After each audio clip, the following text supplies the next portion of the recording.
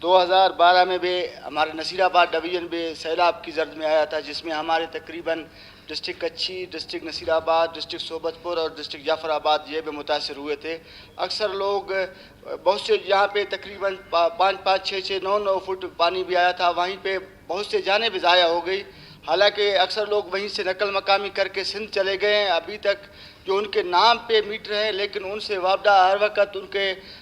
کیا پہ بل تو بھیجتا ہے، لیکن وہ لوگ وہیں پہ موجود نہیں ہیں، وہ یہاں سے نقل مقامی کر کے چلے گئے ہیں اور اضلاع میں۔ لیکن جب بھی وابدہ کسی ٹائم میں اگر کسی گاؤں میں آتا ہے تو لوگ کہتے ہیں کہ بھائی یہ لوگ تقریباً یہاں سے 2012 سے یہاں پہ نہیں ہے، ابھی اس وقت 6 7 سال 8 سال ہو گئے ہیں، لیکن وہ وہیں پہ نہیں ہے۔ وہ ہر وقت ان کے پاس وہ لوگوں نے درخواستیں میں دے دی ہیں، گھر والوں نے جو زمیندار ہیں وہیں کے، کہ بھائی یہ لوگ یہاں پہ نہیں ہیں، لیکن وابدہ ہر وقت ان کا وہی بل جو ہے وہ ان کی طرف بھیجتا جا رہا ہے کہ بھائی آپ مہربانی کر کے یہ پیمنٹ کریں۔ کیونکہ اس وقت دیکھیں جیسے ہمارے بہن نے کہا کہ 52% جو ہمارا گرم ترین علاقہ ان کا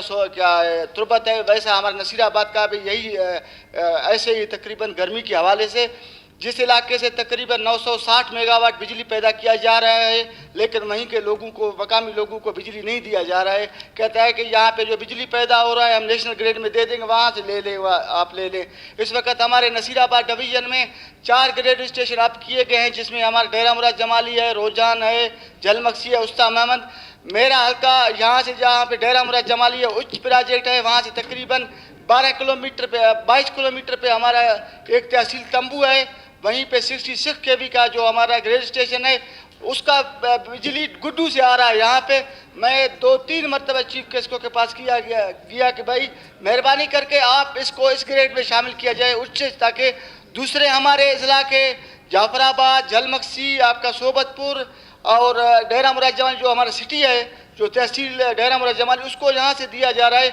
تو یہ تحصیل تمبو ہے، یہاں 22 کلومیٹر کے فاصلے پہ ہے، تو مہربانی کر کے آپ اس کو بھی شامل کریں۔ لیکن وہ ایک کان سے سنتا ہے، دوسرے کان سے اس بات کو ہوا میں اڑا دیتا ہے۔ میں یہی کہنا چاہتا ہوں کہ آپ ان کو یہاں پہ بلائیں، کوئی میٹنگ رکھے یہاں پہ اسمبلی میں، تاکہ وہ ہمیں بتائے کہ یہ اکثر میں تو اپنے دوستوں کو وہیں پہ دیکھتا ہوں جو اس کے تصویریں اس کے ساتھ ہیں، کبھی کسی ایشوز پہ بات کیا جا رہا ہے، کبھی کوئی ایشوز پہ بات کیا جا رہا ہے۔ ایک ہمارا نصیر آباد زرعی علاقہ ہوتے ہوئے بھی ہمارے لوگوں کے ساتھ اگر یہی ان کا ستم ظریفی ہو تو ہم اور کیا کر سکتے ہیں۔ تو آپ اس کو یہاں پہ بلائیں، پورے اپنے جو ہمارے پارلیمانی لیڈر ہیں، ہمارے دوست ہیں، ان کو بھی یہاں پہ مدعو کریں، تاکہ اس سے ہم پوچھیں کہ بھائی ہمیں کیوں سزا دیا جا رہا ہے اس بارے میں۔